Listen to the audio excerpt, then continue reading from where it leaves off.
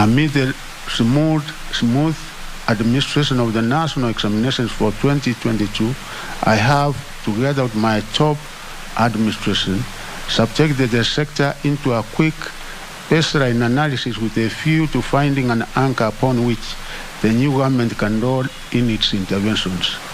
Based on this analysis, we have realized that for us to raise the sector performance a notch higher, we must anchor our management on the following. 1.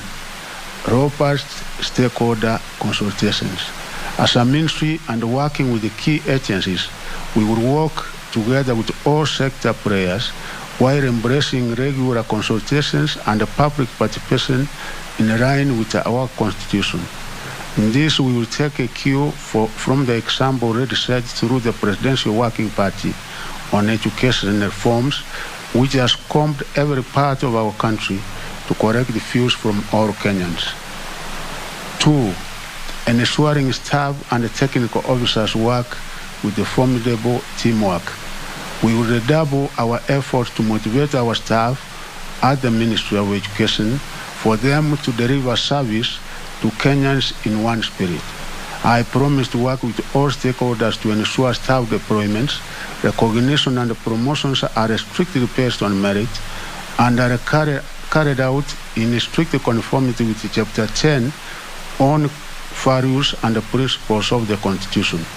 I am arrived at the fact that regardless of how smart our policies will be, they will always be doomed to failure unless our implementing staff are motivated to work well, since they sit at the execution desk and close at the consumers of our services. 3. Focused reform of policies and regulations. We are looking at the Presidential Working Party to make recommendations about laws, policies, and regulations in our sector. We have seen a number of attempts to amend some of the existing laws, policies, and regulations, a few of which are currently pending before the National Assembly.